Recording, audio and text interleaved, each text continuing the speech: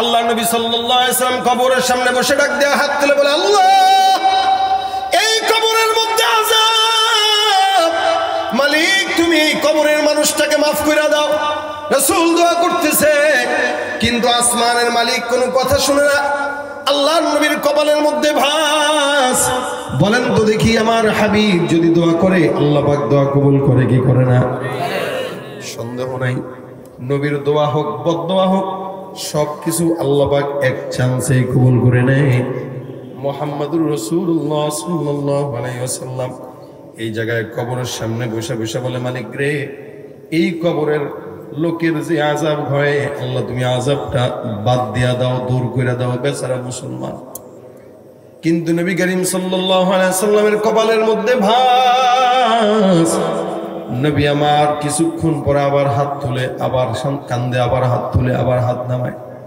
রাসূল সাল্লাল্লাহু আলাইহি ওয়াসাল্লাম বলে, আহা, এই কবরের যে লোকটা, এই লোকটার অপরাধ অনেক, যার কারণে আমি নবী চাওয়ার পরেও আল্লাহ পাক এই লোকটারে মাফ করতেছে না।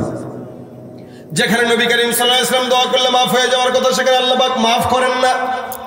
রাসূল এবার মদিনার সমস্ত মানুষদেরকে ডাকতে বলে, হে মদিনাওয়ালা, এই কবরের মধ্যে লোকটাকে, এই লোকটার শুধু নয়, এই জায়গায় যত কবর আছে প্রত্যেকটা কবরবাসীদের আত্মীয় স্বজনদেরকে ডাক দিয়া বলো, আমি নবী বললাম তারা যেন তাদের আত্মীয়র কবরের সামনে দাঁড়ায় যায়।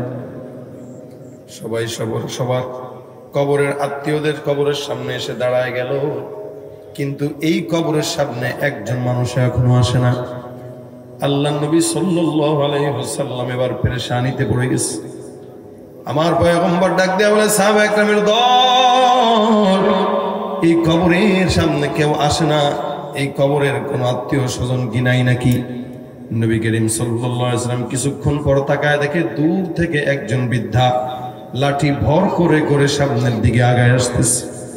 কবরের সামনে যখন দাঁড়াইলো, নবী ডাক দেয়া বলে, হে মা, তুমি কে? বলে, এই কবরের ছেলেটা আমার সন্তান। আল্লাহ নবী সাল্লাল্লাহু আলাইহি ওয়াসাল্লাম ডাক দিয়ে বলে, এই কবরের মধ্যে এমন আযাব, যে আযাবটা আমি নবী সহ্য করতে পারি না, কারণ আল্লাহ পাক আমার দিলের মধ্যে এমন দয়া দান করছে, যে দয়ার কারণে আমি পয়গম্বর অন্তর্দৃষ্টি দিয়া দেখলাম এই কবরের মধ্যে আযাব হয়। সুতরাং আপনি আপনার সন্তানের জন্য একটু দোয়া করেন, আল্লাহ যেন তারে মাফ করে দেয়। আলহামদুলিল্লাহ নাহমাদুহু ওয়া নাস্তাঈনুহু ওয়া নাস্তাগফিরুহু ওয়া নু'মিনু বিহি ওয়া নাতাওয়াক্কালু আলাইহি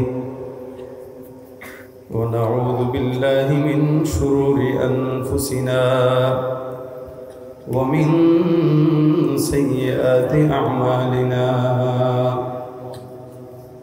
من يهده الله فلا مضل له ومن يضلله فلا هادي له ونشهد أن لا إله إلا الله وحده لا شريك له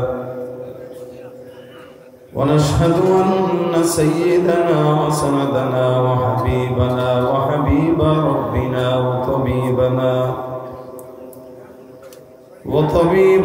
وطبيب قلوبنا ومولانا محمدا عبده ورسوله صلى الله عليه وعلى آله وأصحابه وبارك وسلم تسليما كثيرا الذي أرسله الله تعالى بالحق بشيرا ونذيرا وداعيا إلى الله بإذنه وسراجا منيرا. أما بعد فأعوذ بالله من الشيطان الرجيم. بسم الله الرحمن الرحيم. لقد جاءكم رسول من أنفسكم عزيز عليه ما عنتم حريص عليكم بالمؤمنين رؤوف رحيم. وقال النبي صلى الله عليه وسلم يا أيها الناس إنما أنا رحمة مهداة أو كما قال عليه الصلاة والسلام. وقال تعالى في شأن حبيبه ومحبوبه مخبرا وآمرا إن الله وملائكته يصلون على النبي يا أيها الذين آمنوا صلوا عليه وسلموا تسليما. সকলে জবান করে দুরূদ শরীফ পড়ি। আল্লাহুম্মা সাল্লি আলা মুহাম্মাদিন ওয়া আলা আলি মুহাম্মাদ কামা সাল্লাইতা আলা ইব্রাহিম ওয়া আলা আলি ইব্রাহিম ইন্নাকা হামিদুম মাজিদ। আল্লাহুম্মা বারিক আলা মুহাম্মাদিন ওয়া আলা আলি মুহাম্মাদ কামা বারাকতা আলা إبراهيم وعلى آل إبراهيم إنك حميد مجيد। الحمد لله। আটকেল ঘাটা কওমি মহিলা মাদ্রাসার উদ্যোগে আয়োজিত নবম বার্ষিক ওয়াজ মাহফিলের প্রথম দিনের শেষ অধিবেশনে আল্লাহ পাক আমাদের সকলকে আজকের এই দিনী মজমায় বসার তৌফিক দান করেছেন। সকলে জোরে সোরে জবান খুলে বলি আলহামদুলিল্লাহ। মুখতাসার সময় আপনাদের সামনে আজকে যেহেতু প্রথম দিন হিসেবে আজকে আপনাদেরকে একদম আগে ছেড়ে দেওয়া হবে। আগামীকাল ইনশাল্লাহ আপনারা মন খুলে সময় মতো করেই আলোচনা শেষ করবেন। যে কথাগুলো সংক্ষেপ সময়ে বলবে এগুলোর উপর আল্লাহ পাক আমাদের সকলকে আমল করার তৌফিক দান করুন। আপনারা যারা এখানে বসে আছেন কষ্ট হবে না তো ইনশাআল্লাহ? আওয়াজ কি আপনারা দিবেন নাকি আমার জোর করতে হবে? সবাই মিলে ইনশাআল্লাহ। আমি আসতে পারলাম না, দেখছি মাঝখান থেকে কিছু ভাইরা তাকবীর দিয়ে দিয়েছেন। যদি শুরুতেই অবস্থা হয় তাহলে তো এখন তো আরো বেশি হওয়ার দরকার, শেষ পর্যন্ত আরো বেশি হওয়া দরকার। আমি যতক্ষণ আছি ততক্ষণ আওয়াজ থাকবে ইনশাআল্লাহ, আওয়াজ দিয়ে থাকবে ইনশাআল্লাহ। জবান খুলে লিল্লাহি তাকবীর। আরো জোরে নারায়ে তাকবীর। আমি দেখবো আজকের এই প্রোগ্রামে জওয়ান বেশি নাকি মুরব্বী বেশি। এই জওয়ানরা যদি বেশি থাকে তাহলে আওয়াজটা যেন জওয়ানদের মতো হয়। এখন জওয়ান কারা মুরব্বী কারা টেস্ট করবেন কিভাবে? টেস্ট করার একটা রাস্তা বাতলাই দিচ্ছি। প্রথমত তাকবীর দেব, যারা মুরব্বী আছেন তারা আল্লাহু আকবার দিবেন। এখন বলবেন মুরব্বী কারা, এটা বুঝবো কিভাবে? এখানে যারা বিবাহ করেছেন আজকের এই মজলিসে এরা সবাই মুরব্বীদের কাতারে। সুতরাং যারা যারা বিবাহ করেছেন তারা হাত তুলেন। দেখেন আপনার পাশে কে বিয়ে করার পরেও হাত তুলে নাই, দেখেন এটা তুলেছেন তো? তাকবীর, নারায়ে তাকবীর। শুধু বিবাহিতরা, যে অনেকে হাত তুলে না। কি বাবা বিয়ে করবেন নাকি আরেকটা? এই যে লালদারি মুরব্বী দেখছেন এখন হাত তুলে না, আবার অন্যদিকে তাকায়, পিছনে তাকায়। আমি কারা বলি সে পিছনে তাকায়। আরো বিবাহ করেছেন কারা হাত তুলেন? বিবাহ করেছেন, হ্যাঁ। দেখেন পাশে এবার কে বিয়ে করছে হাত তুলে নাই, নামটা বলেন, মাইকে ঘোষণা দেই। আজকে বাসা যাওয়া করে বউ দরজা আর খুলবে না, কি ঠিক না? সবাই মিলে লিল্লাহি তাকবীর।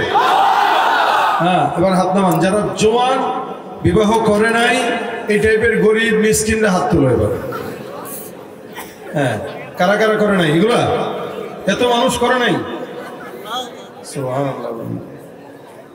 আওয়াজ কি বেশি হবে না কম হবে? আমাদের চেয়ে বেশি হবে তো ইনশাআল্লাহ। আওয়াজে মনে হইতেছে না। অন্য কোনো জায়গায় যদি খালি এই কথা বলি, বলার সাথে সাথে জওয়ান 2-5টা দাঁড়ায় তাকবীর দেওয়া শুরু করে। আর এগুলোর আমি কাতু দিয়াও তাকবীর দিতে পারতেছি না। কি বড় আবার হাসে, দেখেন মানে আওয়াজ দিয়ে হাসবে এটাও পারে না। জবান খুলে লিল্লাহি তাকবীর। আওয়াজ দিয়ে সবাই মিলে নারায়ে তাকবীর। কোরআন সুন্নাহর আলো ঘরে ঘরে জালো,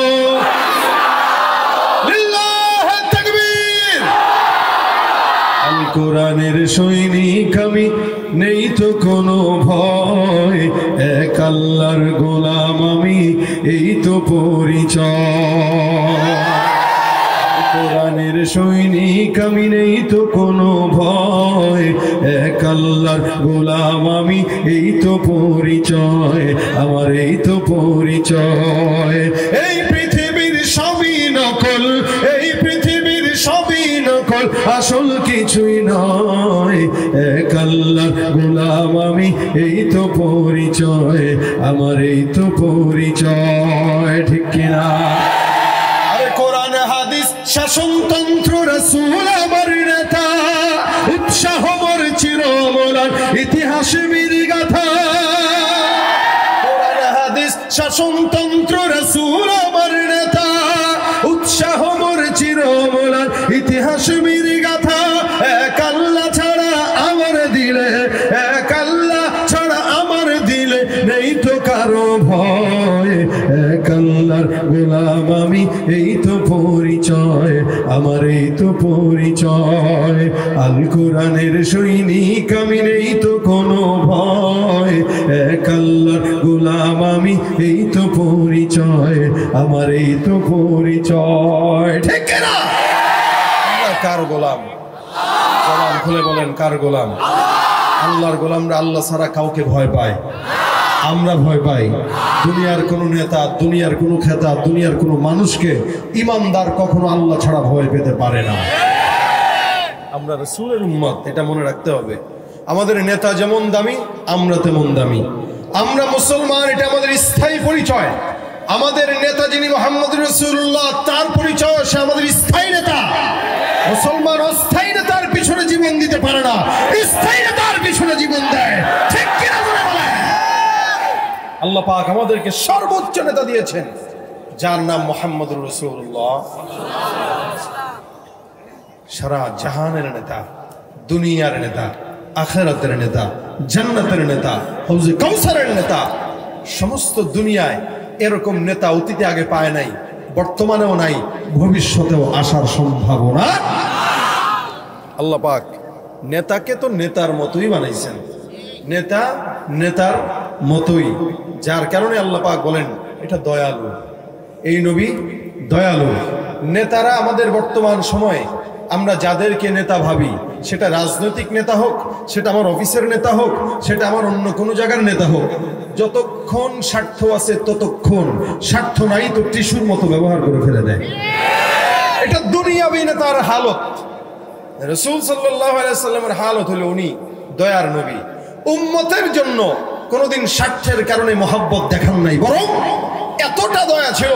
উম্মতের জন্য তো দয়া ছিলই, কাফের মুশরিকদের জন্য দয়া ছিল, যার কারণে কোনো কাফেরের লাশ যদি রাসূলের সামনে দিয়ে যেত তো নবী বলতেন, আমি নবী বেঁচে থাকতে এই লোকটা জাহান্নামী হবে, এটা আমি সহ্য করতে পারি না। রাসূল একটা কাফেরের লাশ দেখে এটা বলতেন। আর আমরা মুসলমানদেরকে ধরে ধরে জাহান্নামী বানায় দেই, কাফেরদের কিছু দূরের কথা। মুসলমানের বিরোধিতা করে কাফের ফতোয়া দিচ্ছি, মুসলমানকে নাস্তিক বানায় দিচ্ছি, মুসলমানকে জাহান্নামী বানায় দিচ্ছি। আর নবী কাফেরদেরকে দেখলে বলতো, এটা জাহান্নামে যাবে আমার সামনে, আমি কিভাবে সহ্য করি। এটা হলেন মুহাম্মদুর রাসূলুল্লাহ। এই কারণে আল্লাহ পাক বলেন, লাকাদ জাআকুম রাসূলুম মিন আনফুসিকুম আজিজুন আলাইহি মা আনিতুম হারিসুন আলাইকুম বিল মুমিনিনা রাউফুর রহিম। সারা জমিনের মধ্যে আল্লাহ পাক রব্বুল আলামিন ইরশাদ করে ডাক দেয়া বলেন, তোমাদের জন্য তোমাদের মধ্য থেকে আমি পয়গম্বর এমন একজন নবীকে পাঠাইলাম আমি আল্লাহ, যে নবী উম্মতের জন্য অতি দয়ালু, অতি দরদি, অতি মায়া। আল্লাহ নবী সাল্লাল্লাহু আলাইহি ওয়াসাল্লামের দয়ার কথা আল্লাহ পাক বর্ণনা করে অন্য আয়াতের মধ্যে ডাক দিয়া বলেন, ওয়ামা আরসালনাকা ইল্লা রাহমাতাল লিল আলামিন। আমি আপনার মতো নবীকে জমিনের মধ্যে প্রেরণ করতাম না। কেন প্রেরণ করলাম হাবিব? জমিনের মধ্যে আপনার মতো রাসূলকে আমি আল্লাহ পাক রহমতের জন্যই প্রেরণ করলাম, অন্যত্র আমি প্রেরণ করতাম না। আল্লাহ পাক বলেন, মা আরসালনাকা, আপনাকে তো পাঠানো হয় নাই, ইল্লা রাহমাতাল লিল আলামিন, আমি রব্বুল আলামিন আপনাকে রহমতের জন্য প্রেরণ করলাম। গোটা জাহানের জন্য নবী আপনি রহমত, গোটা দুনিয়ার জন্য নবী আপনি রহমত, আসমানের জন্য আপনি নবী রহমত, জমিনের জন্য আপনি পয়গম্বর রহমত, পাহাড়ের জন্য আপনি নবী রহমত, আসমানের চন্দ্রের জন্য আপনি নবী রহমত। এই জমিনের মধ্যে যত মাখলুকাত দেখা যায় প্রত্যেকটা মাখলুকাতের জন্য আল্লাহর হাবিব সাল্লাল্লাহু আলাইহি ওয়াসাল্লামকে আমার রব্বে কারীম রহমত হিসেবে প্রেরণ করে দিয়েছেন। যার কারণে নবী বলেন, ইয়া আইয়ুহান নাসু ইন্নামা আনা রাহমাতুন মুহদার। হে দুনিয়ার মানুষেরা, নিশ্চয়ই তোমরা মনে রাখবা আল্লাহর তরফ থেকে আমি পয়গম্বরকে আল্লাহ পাক রব্বুল আলামিন সারা জমিনের জন্য রহমতের জন্য পাঠিয়েছেন। আমি তোমাদের কাছে রহমত স্বরূপ একটি উপহার। সুতরাং যেই নবী রহমতের নবী, আল্লাহ পাক রব্বুল আলামিন বলেন ওই নবীর উম্মতেরাও সারা জমিনের মধ্যে রহমতের উম্মত। সুবহানাল্লাহ। আল্লাহ নবী ডাক দেয়া বলেন, কিয়ামতের ময়দানে সমস্ত উম্মতদের কাতার হবে 120টা। এর মধ্যে আমার উম্মতের সংখ্যাই থাকবে 80টা কাতার। এই 80 কাতারের উম্মতটাই থাকবে আমার উম্মত। বাকি 40টা কাতার থাকবে সমস্ত দুনিয়ার অন্যান্য নবীদের উম্মত। এই সমস্ত নবীদের উম্মতদের মধ্য থেকে আল্লাহ পাক রব্বুল আলামিন সবার আগে আমি নবীর উম্মতকে জান্নাতের মধ্যে ঢুকায় দিবেন। আপনি আমি আল্লাহর নবীর উম্মত হওয়ার কারণে আগে আগে জান্নাতে যাব, এটা আমাদের জন্য সৌভাগ্য। হে মুসলমান নবীর উম্মত, আল্লাহ পাক রব্বুল আলামিন আমার পয়গম্বরকে এত সম্মান দান করলেন। জমিনের মধ্যে আল্লাহর হাবিব বলেন, আদম যখন নবী না, নূহ যখন নবী না, তখন আমি নবী। দুনিয়া যখন সৃষ্টি হয় নাই, আল্লাহ পাক রব্বুল আলামিন ওই সময় আমি পয়গম্বরকে নবী হিসেবে প্রেরণ করে দিয়েছেন। আল্লাহ পাক জমিন সৃষ্টি করার আগে আমাকে নবী বানিয়েছেন। যার কারণে ওই জান্নাতের জায়গায় জায়গায় দরজায় দরজায় সময়ে সময়ে আল্লাহ পাকের নামের পাশাপাশি মুহাম্মাদুর রাসূলুল্লাহ শব্দটা আল্লাহ পাক লিখে রেখে দিয়েছিলেন। জান্নাতের যেই দরজার গেটে আমার নবীর নাম, জান্নাতের সমস্ত অলিতে গলিতে আমার নবীর নাম, অন্য কোন নবীর নাম নাই। কারণ সকল নবীদের সরদার আল্লাহ পাক রব্বুল আলামিন মুহাম্মদুর রাসূলুল্লাহকে বানিয়েছেন। যার কারণে নবী বলেন, আমাকে আল্লাহ পাক নির্বাচন করেছেন সবার আগে, লেকিন জমিনের মধ্যে প্রেরণ করেছেন সবার পরে। হে মুসলমান, প্রধান অতিথি যিনি থাকে উনি কখনো আগে বসে নাইনি, সবার পরে বসে। আজকের মাহফিলে আমার নাম সবার আগে দিয়ে দিয়েছেন, কেন বলে প্রধান বক্তা, কিন্তু বসাইছেন সবার পরে। আর আসরের পরের বক্তাটার নাম দিয়েছেন সবার নিচে, কিন্তু বসাইছেন সবার আগে। এ মুসলমান, বুঝতে হবে দুনিয়ার নিজাম যদি এমন হয়, একটা মানুষের নাম যদি উপরে থাকার কারণে লোকটা সবার শেষে বসে, আল্লাহ পাক রব্বুল আলামিন বলেন সমস্ত নবীদের নামের সিরিয়ালের আগে মুহাম্মদুর রাসূলুল্লাহর নাম, জান্নাতের অলি গলিতে মুহাম্মদুর রাসূলুল্লাহর নাম। কারণ আমার নবী নির্বাচন হয়েছেন সবার আগে, লেকিন জমিনে প্রধান বক্তা হিসেবে প্রেরণ হয়েছেন সবার পরে। সুবহানাল্লাহ। ভাইরা আমার, আল্লাহ পাক রব্বুল আলামিন নবীকে এতটা সম্মান দান করলেন, যার কারণে আমার হাবিব সাল্লাল্লাহু আলাইহি ওয়াসাল্লাম বলেন, আনা খাতামুন নবিয়্যিন লা নাবিয়্যা বাদি। আমাকে আল্লাহ পাক শেষ নবী হিসেবে প্রেরণ করেছেন, আমার পরে কোনো নবী নাই। এই জমিনের মধ্যে কাদিয়ানির বাচ্চারা যতই নিজেরা নিজেদেরকে নবী বলে স্বীকার করুক, এদেশের আপামর জনতা, সাধারণ জনতা, মূর্খ জনতাদেরকে টাকার লোভ দেখায় 10,000 20,000 টাকা দিয়া আজকে মুসলমানের খাতা থেকে নাম কাটাইয়া কাফের বানায় ফেলতেছে। আমরা সরকারের কাছে আবেদন করতে চাই, এদেশে সমস্ত মানুষরা থাকবে, বাধা নাই। ইহুদিরাও থাকবে, খ্রিস্টান থাকবে, হিন্দু মুসলমান থাকবে, কাদিয়ানিরাও থাকবে, কোনো আপত্তি নাই।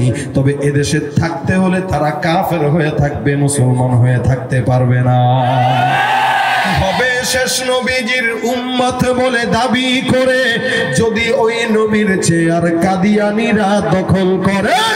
হবে শেষ নবীজির উম্মত বলে দাবি করে যদি ওই নবীর চেয়ার কাদিয়ানিরা দখল করে।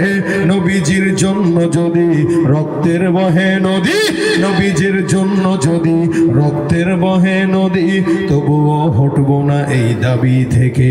কি হবে বেঁচে থেকে অযথা বিদ্যা শিখে যদি না গড়তে পারি শোষণবিহীন সমাজটাকে? ঠিক কিনা? আল্লাহ পাক রব্বুল আলামিন বলেন, আমার পয়গম্বরকে আমি আল্লাহ এত সম্মান দান করলাম, যার কারণে কোরআনের মধ্যে কোন জায়গায় আমার নবীকে আমি আল্লাহ নাম ধরে ডাকি নাই। সমস্ত জায়গাতে আমি আল্লাহ পাক রব্বুল আলামিন আখিরি জামানার পয়গম্বর মুহাম্মদুর রাসূলুল্লাহ সাল্লাল্লাহু আলাইহি ওয়াসাল্লামকে সম্মানের সঙ্গে ডাকলাম। অথচ অন্যান্য সমস্ত নবীদেরকে নাম ধরে ধরে ডেকেছি। আদমকে আমি আল্লাহ পাক রব্বুল আলামিন নাম ধরে ডাকলাম। আল্লাহ পাক ডাক দেয়া বলেন, ইয়া আদম উসকুন আনতা ওয়া যাওজুকাল জান্নাহ। এই জায়গায় আদম পয়গম্বরকে আল্লাহ পাক নাম ধরে ডেকেছেন। নূহ পয়গম্বরকে বলেন, ইয়া নূহ ইহবিতু বিসালামিন মিন্না ওয়া বারাকাতিন আলাইক। নূহ পয়গম্বরকে আমার মাওলা পাক রব্বুল আলামিন নাম ধরে ধরে ডাকলেন। ইউনুস পয়গম্বরকে আল্লাহ পাক কোরআনের মধ্যে নাম ধরে ডাকলেন। ইউসুফ পয়গম্বরকেও আল্লাহ পাক রব্বুল আলামিন নাম ধরে ডাকলেন। জাকারিয়া নবীকেও আল্লাহ পাক রব্বুল আলামিন নাম ধরে ডাকলেন। ওয়া জাকারিয়া ওয়া ইয়াহইয়া ওয়া ইলিয়াস, এই তিনজনকেও আল্লাহ পাক নাম ধরে ধরে ডাকলেন। ওয়া ইব্রাহিম ওয়া ইসমাঈল ওয়া যালকিফ, এখানেও তিনজনকে আল্লাহ পাক নাম ধরে ডাকলেন। আল্লাহ পাক ডাক দেয়া বলেন, হে ইব্রাহিম قد صدقت الرؤيا। ইব্রাহিম নবীকে আল্লাহ পাক রব্বুল আলামিন নাম ধরে ধরে ধরে ধরে দুনিয়ার জমিনে ডাকলেন। কোরআনের মধ্যে ফাতিহা থেকে নিয়ে নাস পর্যন্ত আমার রব্বুল আলামিন সব পয়গম্বরদেরকে নাম ধরে ডাকলেও মুহাম্মদুর রাসূলুল্লাহ সাল্লাল্লাহু আলাইহি ওয়াসাল্লামকে সূরা ফাতিহা থেকে নিয়ে নাস পর্যন্ত একটা জায়গাতেও রব্বুল আলামিন নাম ধরে ডাকেন নাই। সুবহানাল্লাহ কয় না? একটা জায়গাতে আল্লাহ পাক নাম ধরে শুধু ডাকেন নাই, যেখানেই নাম নিয়েছেন লোকবল লাগায় দিলেন। আল্লাহ পাক অন্যান্য নবীদেরকে নাম ধরে বললেন। মুহাম্মদুর রাসূলুল্লাহকে বলেন, ইয়া আইয়ুহান নবী, হে নবী। আল্লাহ পাক ডাক দেয়া বলেন, ইয়া আইয়ুহার রাসূল, হে রাসূল। সব জায়গাতে আল্লাহ পাক কখনো নবী বলে সম্বোধন করেন, কখনো রাসূল বলে সম্বোধন করেন। এটা আমার রব্বুল আলামিনের পয়গম্বরের প্রতি সম্মান। এলাকার মধ্যে চেয়ারম্যান থাকলে, মেম্বার থাকলে, চেয়ারম্যান থাকলে, এমপি থাকলে, মন্ত্রী সাহেব থাকলে, মাদ্রাসার মুহতামিম সাহেব থাকলে, বুজমান বান্দা কোনোদিন তাদেরকে নাম ধরে ডাকে না। চেয়ারম্যান সাহেব বলে, মেম্বার সাহেব বলে, মুফতি সাহেব বলে, শায়েখ বলে, হযরত বলে, মাওলানা সাহেব বলে, হাফেজ সাহেব বলে। কি বলেন, ঠিক কিনা? এটা যদি কেউ সম্মান বুঝে তাহলে নাম ধরে না। বলে নাম ধরাটা কেমন জানি বেয়াদবি মনে হয়, যার কারণে মুফতি সাহেব, যার কারণে অমুক সাহেব, অমুক সাহেব। আল্লাহ পাক ডাক দেয়া বলেন, পয়গম্বর আপনাকে আমি আল্লাহ পাক রব্বুল আলামিন নাম ধরে ডাকি নাই, কারণ সম্মানিত অন্যান্য নবীদের থেকে। যার কারণে আমি আল্লাহ বললাম, ইয়া আইয়ুহান নবী, হে নবী। ইয়া আইয়ুহার রাসূল, হে রাসূল। আল্লাহ পাক এরপরে অন্যান্য আয়াতের মধ্যে যদিও রাসূলের নাম উল্লেখ করলেন, আল্লাহ পাক বলেন, ওয়ামা মুহাম্মাদুন ইল্লা রাসূল। এখানে আল্লাহ পাক রব্বুল আলামিন রাসূল শব্দটা লাগাইলো, রাসূল মুহাম্মদটা লাগাইলো। আল্লাহ পাক বলেন, ওয়ামা মুহাম্মাদুন, মুহাম্মদ তো নয়, ইল্লা রাসূল, মুহাম্মদ তো নয়, তবে তিনি কে? বলে আল্লাহর রাসূল। অন্য আয়াতের মধ্যে আল্লাহ পাক বলেন, মুহাম্মাদুর রাসূলুল্লাহ, মুহাম্মদ তো নয়, তবে কার রাসূল? কথা কয় না? জোরে বলেন, কার রাসূল? আল্লাহ পাক ডাক দিয়া বলেন, কখনো কখনো আমার নবী বিছানার মধ্যে চাদর মুড়ে দিয়া ঘুমায়। আল্লাহ পাক রব্বুল আলামিন সুন্দর করে আমার নবীকে দেখে পছন্দ হয়। আমার রব্বুল আলামিন ডাক দিয়া বলে, ইয়া আইয়ুহাল মুজাম্মিল, হে চাদরওয়ালা। কখনো কখনো বলেন, ইয়া আইয়ুহাল মুদাসসির, কখনো কখনো বলেন, তাহা মা আনজালনা আলাইকাল কুরআনা লিতাশকা। কোরআনের জায়গায় জায়গায় আল্লাহ পাক রাসূলকে ডাকলেন, কিন্তু এক জায়গাতেও শুধুমাত্র মুহাম্মদ বলে ডাকেন নাই। আল্লাহ পাক অন্য ক্ষেত্রে বলেন, লাকাদ কানা লাকুম ফি রাসূলিল্লাহি উসওয়াতুন হাসানাহ। এখানেও রাসূল শব্দটা লাগাইলেন আল্লাহ পাক। এরপরে অন্য আয়াতের মধ্যে বলেন, লাকাদ জাআকুম রাসূলুম মিন আনফুসিকুম আজিজুন আলাইহি মা আনিতুম হারিস। এখানে আল্লাহ পাক রব্বুল আলামিন রাসূল শব্দ উল্লেখ করলেন। অন্য আয়াতের মধ্যে আল্লাহ বলেন, মা কানা মুহাম্মাদুন আবা আহাদিন মির রিজালিকুম ওয়ালাকিন রাসূলুল্লাহ ওয়া খাতামান নবিয়্যিন। আল্লাহু আকবার বলেন। একটা জায়গাতেও আল্লাহ পাক শুধুমাত্র মুহাম্মদ বলে বলেন নাই। এখানে আল্লাহ পাক সম্মান দিয়া বলেন মুহাম্মদ তো পুরুষের পিতা নয়, মুহাম্মদ কোন পুরুষের বাবা নয়। মা কানা মুহাম্মাদুন আবা আহাদিন মিন রিজালিকুম ওয়ালাকিন রাসূলুল্লাহ। আল্লাহ পাক বলেন তিনি হলেন আল্লাহর রাসূল। 2 নম্বর পরিচয় খাতামান নবীন। এই জমিনের মধ্যে আমি আমার নবীকে সম্মান দিয়া আখির নবী বানাইলাম। কিয়ামত পর্যন্ত গোলাম আহমদ কাদিয়ানির বাচ্চারা হাজারো চেষ্টা করলেও আল্লাহর নবীর শেষ নবুয়তের চাদর ধরে টানাটানি করে ছিঁড়তে পারবে না। এই শয়তানটার সাথে একদিন আতাউল্লাহ বুখারী রাহমাতুল্লাহ আলাইহি ঝগড়া লাগছে। তো আতাউল্লাহ বুখারী রাহমাতুল্লাহ আলাইহি বলতেছেন, এই বাটপার, তুই যে নিজেদেরকে নবী দাবি করস, নিজেকে তোর নবুয়তের দলিল কি বল আমাকে। মির্জা গোলাম আহমদ কাদিয়ানি বলতেছে, আমার নাম আহমদ। বলে তোর নাম তো বড় মির্জা আছে, গোলাম আছে, আহমদ কই বাস? কই যে আহমদ আছে, তাহলে বাকি দুইটা কই? এগুলো বাদ। আমার নাম আল্লাহ পাক কোরআনে বলেছেন মিন বাদ ইসমুহু আহমদ, আমার নাম আহমদ হবে, এই যে আমার নাম আহমদ, এই কারণে আমি আখেরি নবী। তা আতাউল্লাহ বুখারী রাহমাতুল্লাহ বলেন, তুই যদি মির্জা বাদ দিয়া গোলাম বাদ দিয়া আহমদের কারণে নবী হইতে পারোস, তা আমি আতাউল্লাহর জায়গায় আতা বাদ দিয়া আল্লাহ হয়ে গেলাম। আল্লাহ হয়ে বলতেছি তোর মতো ভণ্ডকে নবী বানাই নাই আমি। জয় বলেন সুবহানাল্লাহ। যেমন নবী যেমন আল্লাহ, আর যেমন আল্লাহ তেমন নবী। তুই যেমন নবী আমিও তেমন আল্লাহ সাজলাম। এখনো পর্যন্ত এরা বাংলাদেশে কাদিয়ানিরা ঘুরে ঘুরে বেড়ায়। আমরা জানি না সরকার কেন এদেরকে কাফের ঘোষণা করে না। তবে যারা কাদিয়ানিদেরকে কাফের মানবে না ওদের ইমানের সমস্যা আছে। যারা কাদিয়ানিদেরকে সাপোর্ট করবে, কাদিয়ানিদের কথা শুনবে, ওদের সঙ্গে চলবে, এদের ইমানেও সমস্যা আছে। ঠিক কিনা জোরে কর। কাদিয়ানিরা কি মুসলমান না কাফের? যারা এদেরকে সাপোর্ট করবে তারা কি? জোরে বলেন তারা কি? আরো জোরে। কাদিয়ানিরা কি? আরো জোরে। কাফের। কাফের কাদিয়ানি। আল্লাহ পাক রাসূলকে সিলমোহর মেরে দিয়েন, শেষ নবুয়তের সিলমোহর লাগাই দিয়েছেন। নবী বলেন একটা দেয়াল সৌন্দর্যের দেয়াল, মাঝখানে একটা ইট মাত্র খালি থাকে, আমি উদাহরণটা হলো ওই ইটের মতো। বলে আল্লাহ পাক সব নবীদেরকে পাঠায়, একটা ইট বাকি রাখছেন।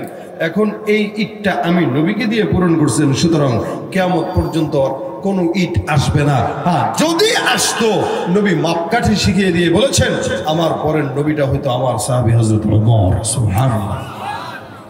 সুতরাং বুঝতে হবে এই জমিনের মধ্যে আল্লাহ পাক রব্বুল আলামিন একমাত্র আখিরি জামানার নবীকেই আখিরি নবী হিসেবে প্রেরণ করেছেন। এই জায়গায় আল্লাহ পাক দুইটা পরিচয় বলেন, ওয়ালাকিন রাসূলুল্লাহ ওয়া খাতামান নবীয়্যিন। জমিনের মধ্যে তোমাকে আমি আখিরি নবী বানাইলাম। আল্লাহ পাক রব্বুল আলামিন একটা জায়গাতেও নবীকে নাম ধরে ডাকেন নাই, সম্মান খাটো হবে বলে। শুধু তাই নয়, উম্মতের সমস্ত বান্দাদেরকে আল্লাহ পাক ঘোষণা দিয়ে দিয়েছেন, ইয়া আইয়ুহাল্লাযীনা আমানু লা তাজআলু দুআ আর-রাসূলি বাইনাকুম কাদুআই বা'দিকুম বা'দা।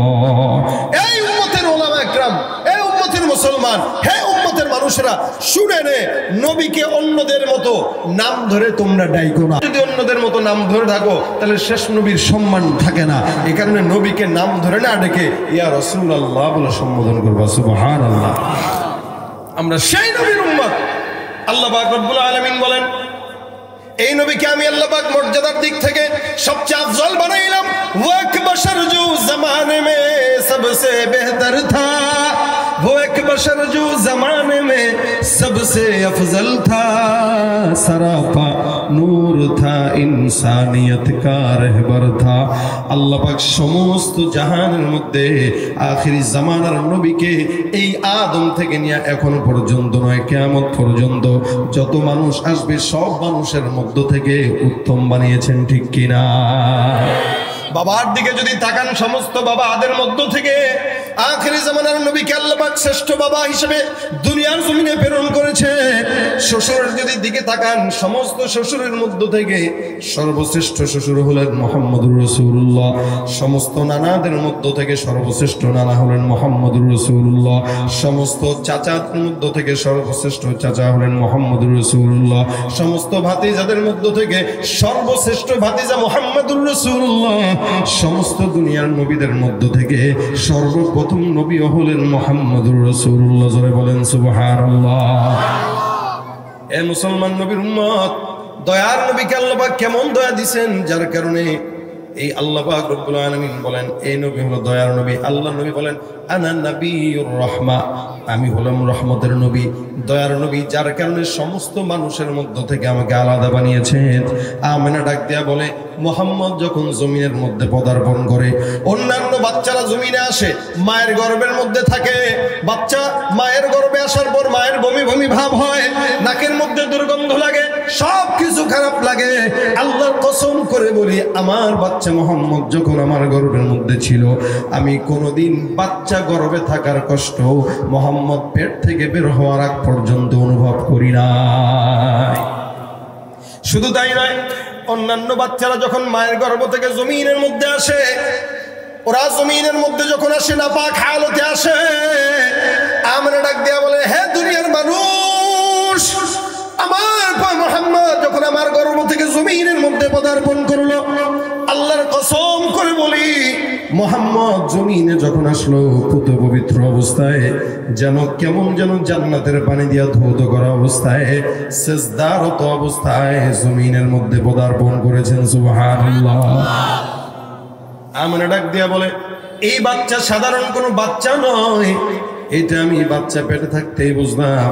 শুধু তাই নয়, এই গর্ভে সন্তান যখন আমার আসে, আমি স্বপ্নের মধ্যে দেখলাম আমার পেট থেকে একটা আলো যে কেমন যেন গোটা দুনিয়াটাকে আলোকিত করেছে। এ মুসলমান, এই মুহাম্মদ যখন 2 বছর বয়সে মাত্র জবান দিয়ে কথা বলা শিখে, আপনার আমার জবানের কথাও তো হয়, কারো কারো প্রথম কথা আব্বা হয়, কারো কারো দাদা হয়, কারো কারো মা হয়। যেই মা তার সন্তানের দুধ খাওয়ানোর সময় আল্লাহ আল্লাহ জিকির করে, ওই বাচ্চাটা সর্বপ্রথম জবান দিয়া আল্লাহ শব্দই উচ্চারণ করে, ঠিক কিনা? মুহাম্মদুর রাসূলুল্লাহ যখন সর্বপ্রথম জবান দিয়ে আওয়াজ করে, আমেনা ডাক দেয়া বলেন 2 বছর বয়সে মুহাম্মদের জবানের সর্বপ্রথম কথা ছিল এটা, আল্লাহু আকবার কাবীরা আলহামদুলিল্লাহি কাসীরা সুবহানাল্লাহি বুকরাতাও ওয়া আসীলা। আল্লাহু আকবার আওয়াজ দিয়া বলেন, নবীর প্রথম কথা এটা, আল্লাহু আকবার কাবীরা আলহামদুলিল্লাহি কাসীরা সুবহানাল্লাহি বুকরাতাও ওয়া আসীলা। আর তার মানে আমার নবীর জবানের প্রথম কথাই ছিল আল্লাহু আকবার। বর্তমানে যারা এই ধ্বনিকে ভালো লাগে না, যাদের কাছে এই ধ্বনি পছন্দের না, বুঝতে হবে এদের জন্মের মধ্যে সমস্যা আছে। কারণ আমার নবীর জন্মের সাথে সাথে নবী সিজদারত অবস্থায় আসছে, সর্বপ্রথম কথা বলেছে আল্লাহু আকবার। আজকে যাদের এই ধ্বনি ভালো লাগে না, এরা মুসলমান তো দূরের কথা, এদের জন্ম নিয়েও সন্দেহ করা যেতে পারে, ঠিক কিনা? এই জন্য মুসলমান আল্লাহু আকবারের ধ্বনি আমরা এমনি এমনি শিখি না, আমাদের জন্ম থেকে নিয়ে মৃত্যু পর্যন্ত এটা দরকার আছে না নাই? এ মুসলমান নবীর উম্মত, তাহলে বুঝতে হবে আমার পয়গম্বর সাধারণ কোনো উম্মত নবী নয়, সাধারণ কোনো মানুষ নয়। উম্মতের জন্য দরদে নবীকে আল্লাহ পাক রব্বুল আলামিন সবচাইতে আফজল বানিয়েছেন। গোটা দুনিয়ার মানুষ যদি বিরোধিতা করে, আমার নবীর কোনো যায় আসে না, ঠিক কিনা? একটা দুইটা নাস্তিক যদি সূর্যের সামনে চিল্লায় ডাক দেয়া বলে সূর্য তুই ডুবে যাবি, ডুবে যাবি, সূর্য কোনোদিন ডুববে না। এদেশের নাস্তিক গুলা বেশি নয়, এদের সংখ্যা অল্প। মুসলমানরা মিলে একবার থুতু নিক্ষেপ করলেও প্রত্যেকটা নাস্তিক ভেসে অন্য জায়গায় চলে যাবে। এদের সংখ্যা কম। বাংলাদেশে যেগুলো নাস্তিকগিরি করে, এদের হালত হইল গাঞ্জা খাওয়ার টাকা না পাওয়ার কারণে ইসলামের বিরুদ্ধে চারণ করে তারা গাঞ্জা খাওয়ার টাকা নেয়। মূলত এরা জন্মসূত্রে মুসলমান, জন্মসূত্রে মুসলমান, ও দাদা বাপ দাদা ওইগুলো মুসলমান, কিন্তু ও কেন ইসলামের বিরোধিতা করে? জানে যে পয়সা মিলে, যেখানে পয়সা ওখানে যায় নাস্তিকগিরি করেন, ওখানে যায় ইমান বিক্রি করে এদেশের মুসলমান আর সুন্নাতের বিরোধিতা করে মুসলমান নামধারী কিছু মুনাফিকের বাচ্চারা। ভাইরা আমার, আল্লাহ পাক রব্বুল আলামিন এই কারণে এদেরকে ঠিক করার জন্য 1450 বছর আগে মক্কার জমিনে পদার্পণ করে দিয়েছেন মুহাম্মদুর রাসূলুল্লাহ সাল্লাল্লাহু আলাইহি ওয়াসাল্লামকে, যিনি সমস্ত দুনিয়ার নবীদের সরদার, সমস্ত মানুষের নেতা। আল্লাহ পাক রব্বুল আলামিন বলেন, তোমাদের জন্য আমি তাকে দয়ার নবী বানাইলাম, তোমাদের জন্য রহমত হিসেবে প্রেরণ করলাম। শুধু তাই নয়, এমন দয়ার নবী ছিলেন, জমিনের মধ্যে আমার পয়গম্বর কারো অশান্তি, কারো ঝামেলা, কারো এই সেই দেখার পরেও আল্লাহর নবী সাল্লাল্লাহু আলাইহি ওয়াসাল্লাম কোনোদিন সহ্য করতে পারতেন না। কখনো কখনো আমার পয়গম্বর মুহাম্মদুর রাসূলুল্লাহ কবরের সামনে দিয়ে হাঁটতেন। নবী করিম সাল্লাল্লাহু আলাইহি ওয়াসাল্লামকে আল্লাহ পাক চোখের পাশাপাশি অন্তরের চক্ষু খুলে দিয়েছেন, যার কারণে নবী আমার সব কিছু দেখতে পাইতেন, জাহান্নামের আগুন দেখতে পাইতেন। নবী কবরের সামনে দিয়ে যখন হাঁটতেন, নবী বলতেন ইন্নাহুমা লা ইউআযিবান, এ সাহাবীরা এই কবরের মধ্যে আযাব চলতেছে, ওই কবরের মধ্যে আযাব চলতেছে। নবীর উপরের চক্ষু যেমন খোলা ছিল, অন্তরের চক্ষু আল্লাহ পাক নবীকে খুলে রেখেছেন, যার কারণে রাসূল বলতেন, হে সাহাবা ইকরাম, তোমরা ঘুমাইলে সব কিছু বন্ধ হয়ে যায়, আর আমি নবী ঘুমাইলে চক্ষুটা ঘুমাই, লেকিন আমার দিলের চক্ষু আল্লাহ পাক খুলে দিয়ে রাখেন। সুবহানাল্লাহ। ভাইরা আমার, খুব বুঝবেন, আমার পয়গম্বর মুহাম্মদুর রাসূলুল্লাহ সাল্লাল্লাহু আলাইহি ওয়াসাল্লাম এরকম কেমন দয়ার নবী দেখেন।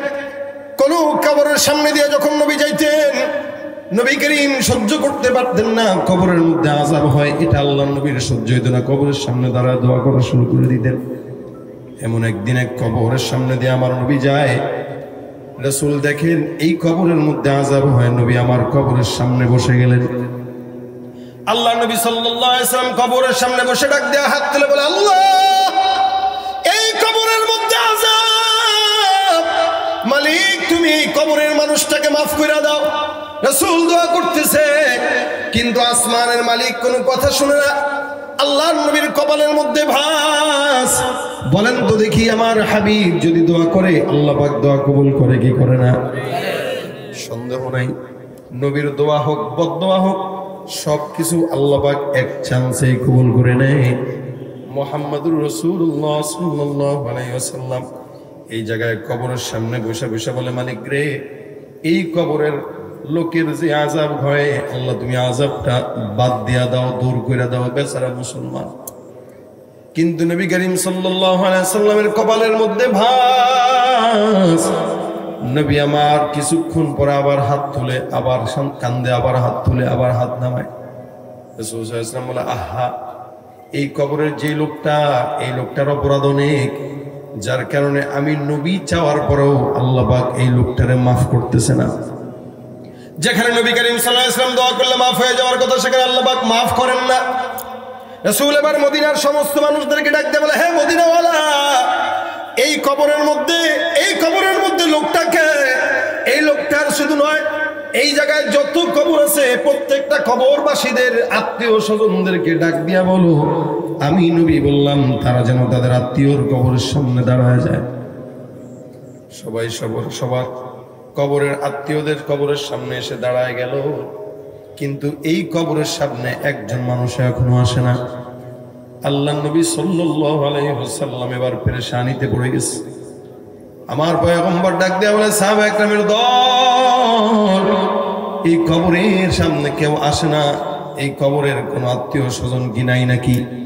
নবী করিম সাল্লাল্লাহু আলাইহি ওয়াসাল্লাম কিছুক্ষণ পর তাকায় দেখে দূর থেকে একজন বৃদ্ধা লাঠি ভর করে করে সামনের দিকে আগায় আসতেছে।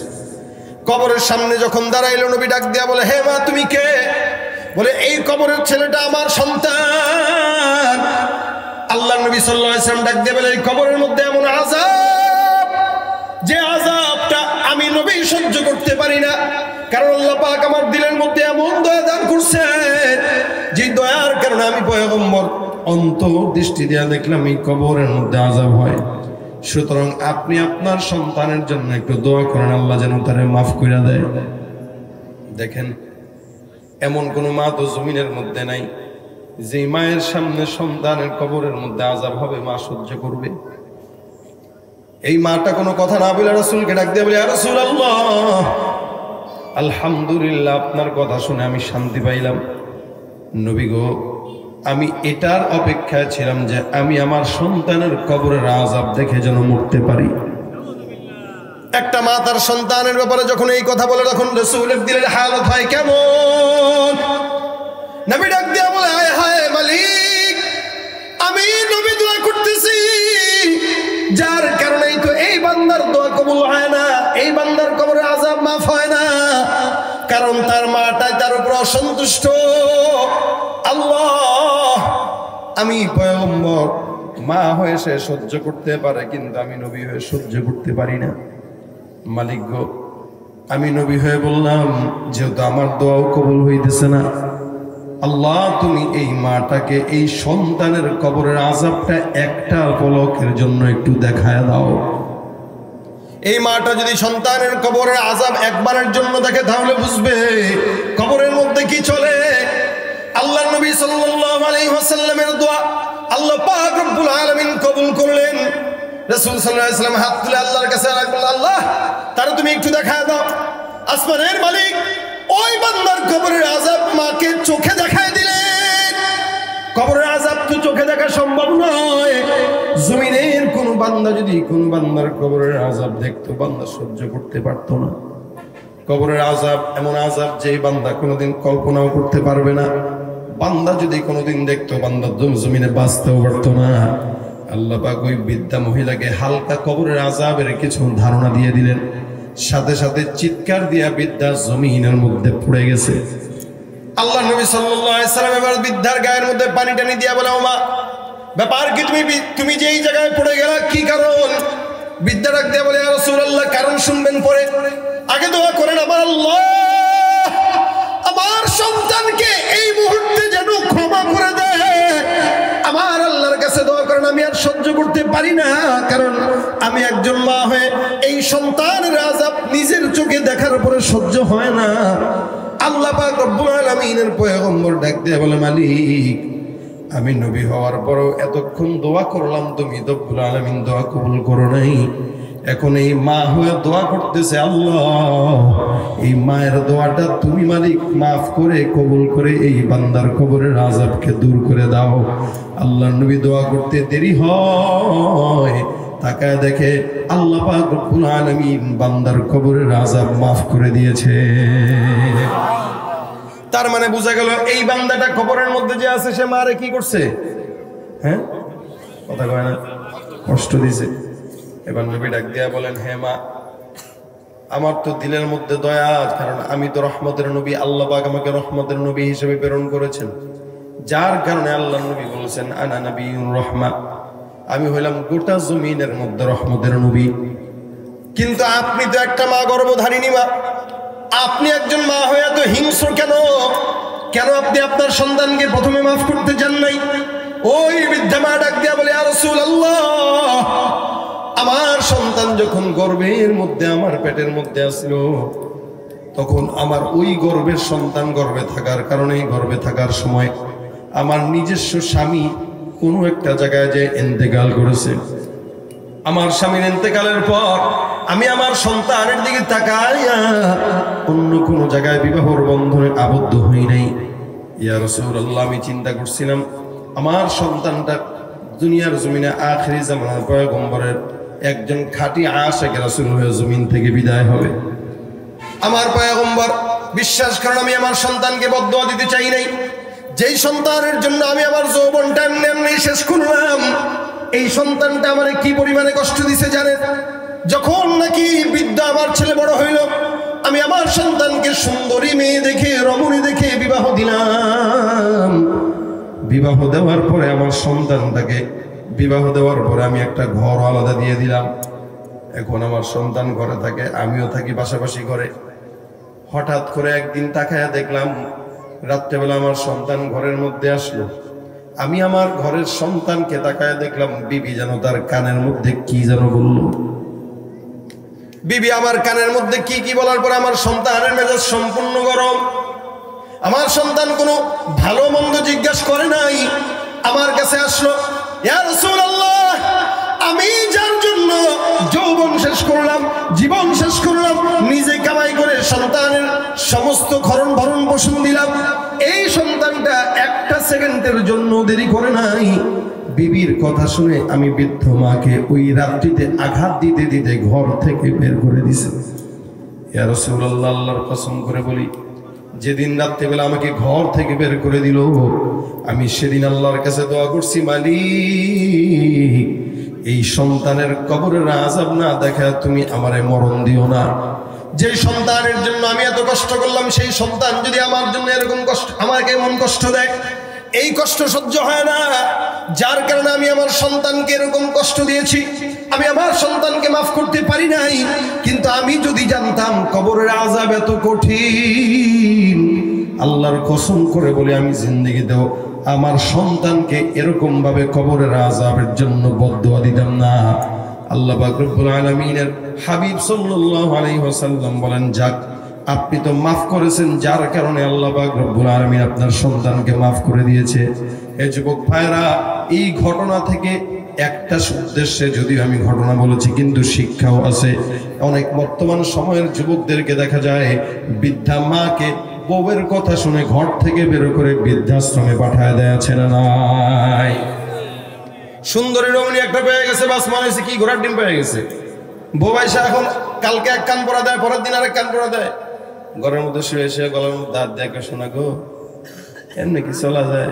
তোমার মা বুড়া হয়ে গেছে আমি বুঝি, কিন্তু বুড়া হয়েছে তো মাথার ব্রেন কমে গেছে, প্রতিদিন উল্টা পাল্টা খালি গালি দেয়। এই সুন্দর ভাষা দিয়া দিয়া আপনার মাথা মগজকে ধোলাই করবে এই নারীরা। সুতরাং নারীর ছলনায় যে আক্রান্ত হয়ে যায়, ওর জিন্দেগি আখিরাত সব বরবাদ হয়ে যায়। বর্তমানে তো সবচাইতে বড় ফিতনা নারী। এরে ডানে যাবেন নারী, বায়ে যাবেন নারী, সামনে নারী, পিছনে নারী, নিচে নারী, উপরে নারী, সংসদে নারী, সব জায়গায় নারী, বাজারেও নারী। আমরা এখন ঘর জামাই হয়ে বসে আছি শ্বশুর বাড়ি, ঠিক কিনা? আর আজকে সমাজের মধ্যে কিছু লোকের আছে নারী স্বাধীনতার স্লোগান দেয়, এরা নারীদেরকে স্বাধীনতার নাম দিয়া ঘর থেকে বের করে। আমি মূলত বলি, এদেশে শিয়াল সবসময় মুরগির স্বাধীনতা যায়, ঠিক কিনা জোরে কর? বিড়াল সবসময় মাছের স্বাধীনতা যায়, ঠিক কিনা জোরে কর? ঠিক শিয়াল যেরকম মুরগির স্বাধীনতা চায়, বিড়াল যেরকম মাছের স্বাধীনতা চায়, আর এদেশের লুচ্চা বদমাশগুলো ঠিক নারীদের স্বাধীনতা চায়। নারী স্বাধীনতার নামে এলো কলঙ্কের জোয়ার, নারী স্বাধীনতার নামে এলো কলঙ্কের জোয়ার, একই নারীর অধিকার কখন জানি শেষ হবে এই অশ্লীলতা, ঠিক কিনা?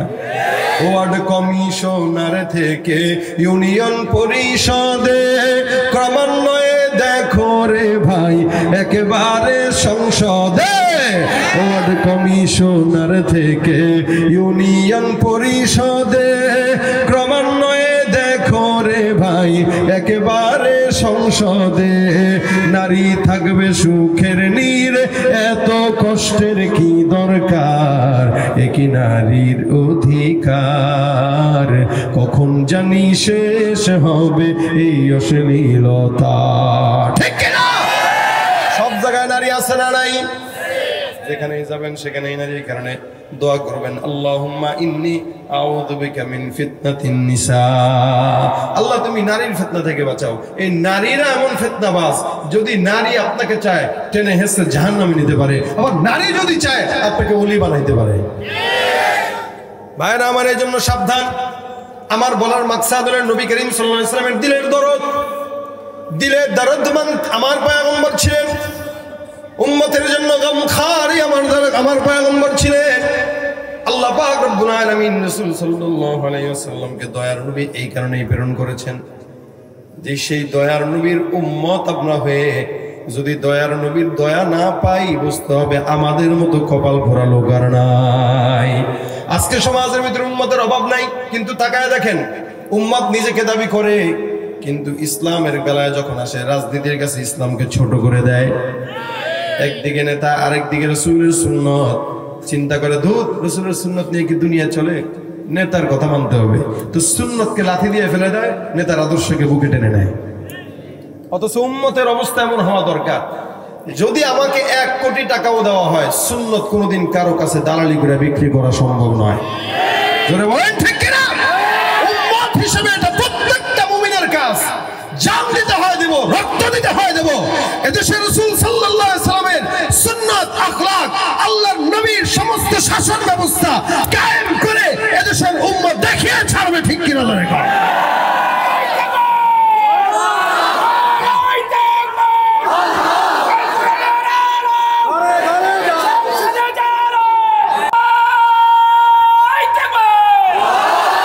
তুমি নবীর উম্মত দাবি করো সুন্নাহ মানো না, নবীর অপমানে তোমার হৃদয় কাঁদে না। তুমি নবীর উম্মত দাবি করো সুন্নাহ মানো না, নবীর অপমানে তোমার হৃদয় কাঁদে না। তুমি বিজাতীয় সংস্কৃতিতে সপেছ পরাণ, তুমি বিজাতীয় সংস্কৃতিতে সপেছ পরাণ। তুমি কেমন মুসলমান, ঠিক না?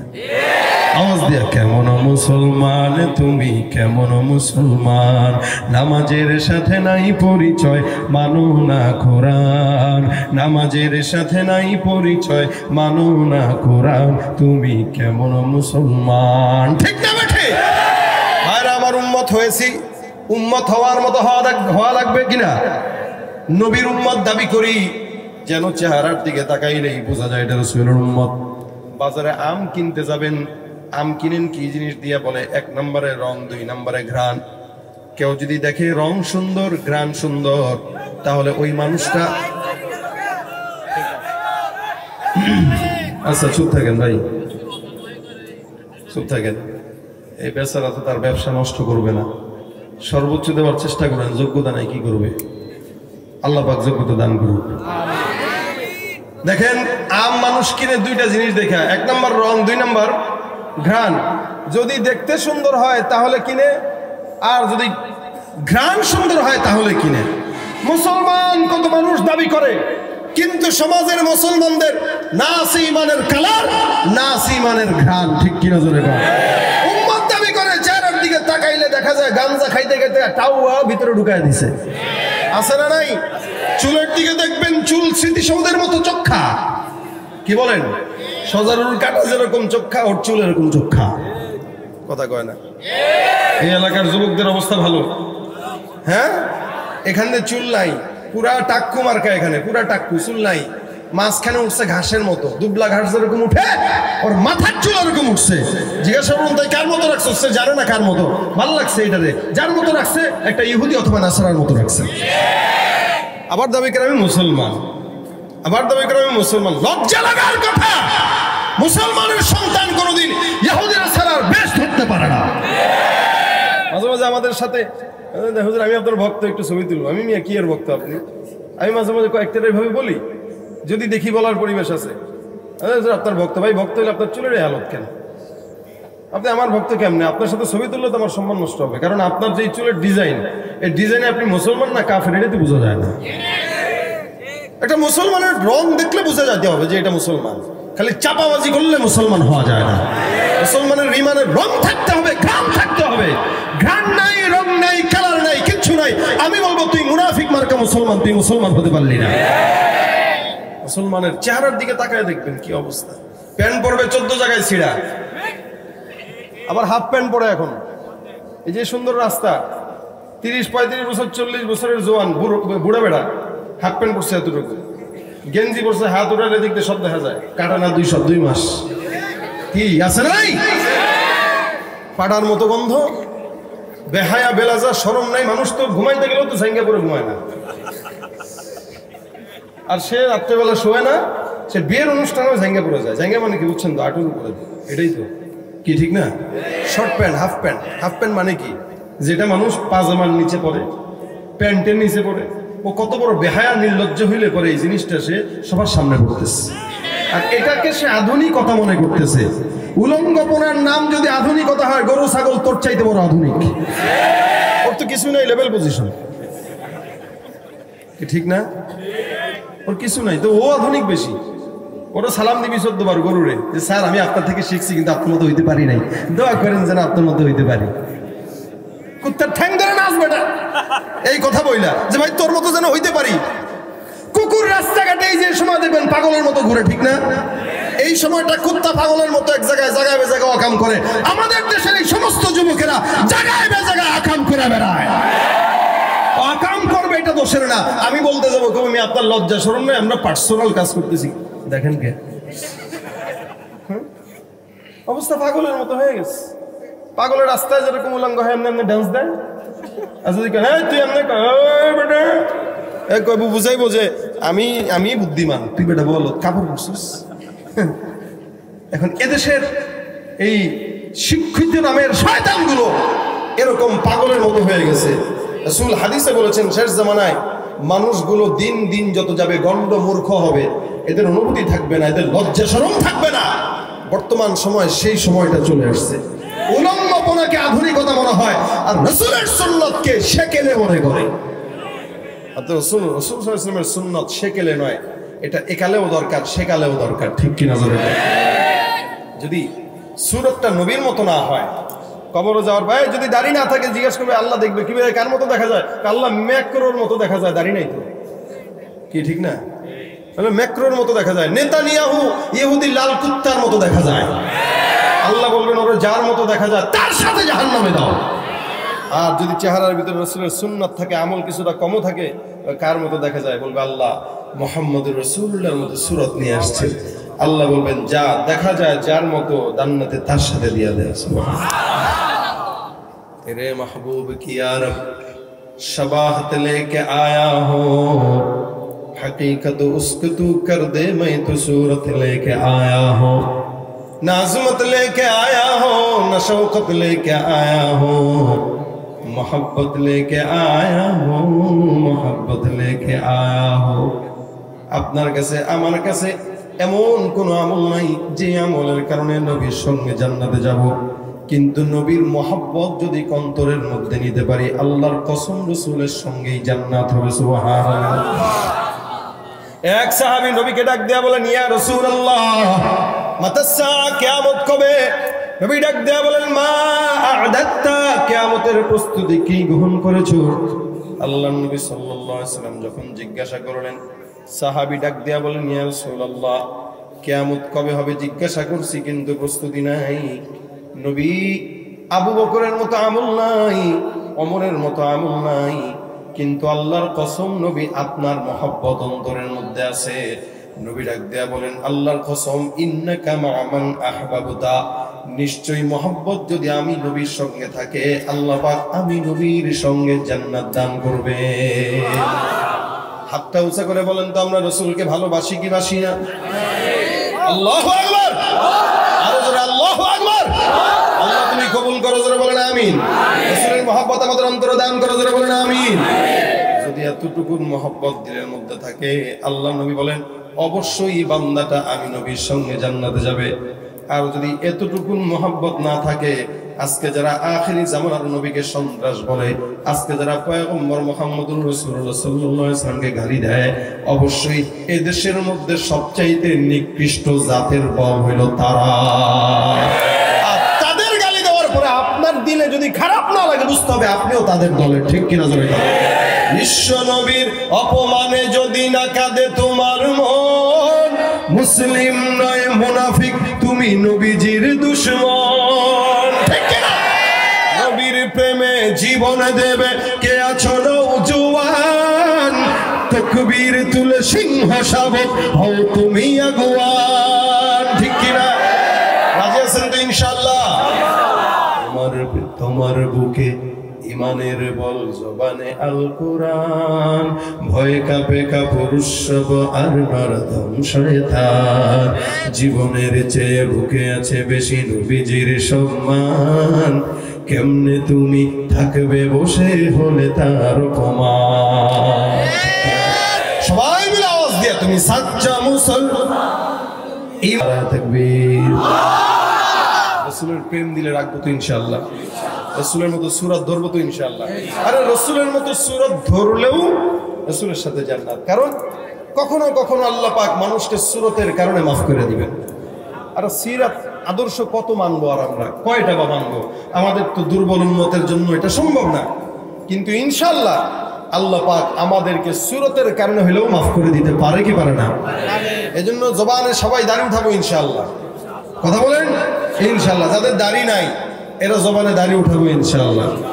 আরেকটা সুন্নত, রাসূলের সুন্নত মহব্বত করলে রাসূলকে মহব্বত করা হয়।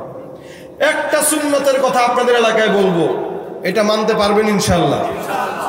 নাকি? আল্লাহর নবী বলেন তাকরাউস সালাম, তোমরা সালাম দাও, বেশি বেশি সালাম দাও, আফসুস সালাম, সালামের প্রচলন ঘটাও। এটা রাসূলের একটা সুন্নাহ।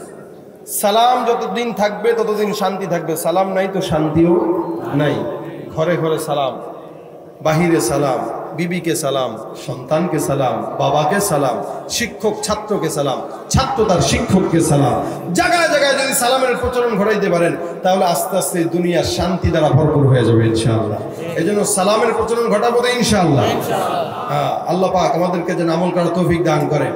আমি সর্বশেষ আপনাদেরকে একটা আবেদন করব, তারপরে ছোট্ট আরেকটা সঙ্গীত সবাই মিলে গায়ে যাব, তারপরে আমরা বিদায় হব ইনশাআল্লাহ। এই আজকের মাদ্রাসার মাহফিলের জন্য কিছু ভাইরা ভিতরে, যদি যে চলে যান তাহলে আর গাবো না, চলে গেলে যাব না, আর যদি থাকেন তাহলে গাবো ইনশাআল্লাহ। ভিতরে ভাইরা চলে যাচ্ছে, সবাইকে যতটুকু পারেন মাদ্রাসার জন্য একটু দান করেন, দিলটা খুলে। 100 টাকার নোট মিনিমাম একটা দান করেন, মিনিমাম 100 টাকার একটা নোট দান করেন। ভিতরে আরো কয়েকজন ঢুকেন, এ পাশে একজন দেখা দরকার, এ পাশে একজন দেখা দরকার, এদিকে একজন চলে যান। বেশি বেশি দান করেন। এই মাদ্রাসাটা আমি দেখলাম যেটা একদম জীর্ণ শীর্ণ প্রতিষ্ঠান, জায়গা তো মাদ্রাসার লিজ নেওয়া, আচ্ছা একদম টিনের জীর্ণ শীর্ণ, মেয়েরা পড়ে, আপনার আমার মেয়েরা পড়ে। এখানে শীত আসতেছে, কি কষ্ট হয়। এই কষ্টের ভিতরে মেয়েরা যে পড়তেছে, আলহামদুলিল্লাহ 300 ছাত্রী আছে। আল্লাহ পাক মাদ্রাসার যেন এই হাজতগুলো যেন পূরণ করে দেয়। প্রত্যেকটা ছাত্রী, শিক্ষক, শিক্ষিকা সবাইকে আল্লাহ পাক মুখলিস যেন বানায় দেয়। আল্লাহ পাক যারা মাদ্রাসার সাথে সম্পৃক্ত, আজকের মাহফিলে যারা যারা দান করবে, আল্লাহ পাক প্রত্যেককে যেন আল্লাহ পাক কবুল করে, বলেন আমিন। সবাই দিব, না দিয়ে আমরা কেউ যাব না। আজকের এই মাহফিলটা নাজাতের উসিলা যেন হয়, নাজাতের উসিলা যেন হয়। আমরা এখান থেকে যেন গুনাহ মাফ করা যেতে পারি, আমরা সেই চেষ্টা করবো ইনশাআল্লাহ। বেশি বেশি দান করেন। প্রতিষ্ঠানের জন্য আপনাদের কাছে বেশি চাওয়া হয় নাই, ওভাবে কালেকশনও হবে না। আপনারা যতটুকু পারেন আন্তরিকতার সাথে অন্তত 100 টাকার একটা নোট সবাই দান করবেন ইনশাআল্লাহ। বেশি বেশি, কেউ না দিয়ে যাবেন না, কেউ না দিয়ে যাবেন না। এই চুপ থাকেন ভাই, কি শুরু করছেন আপনারা? ফেসবুক গাওয়ার তো একটা সিস্টেম আছে। ফেসবুক কি করবে, গায়ে লাভ কি?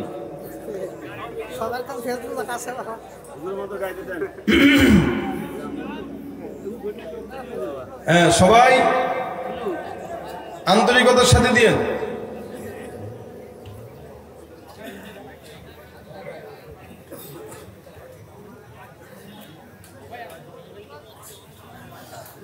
আলহামদুলিল্লাহ, আজকের এই মাহফিলটা আপনারা দেখতে পেরে, শুনতে পেরে খুশি হয়েছেন তো ইনশাআল্লাহ?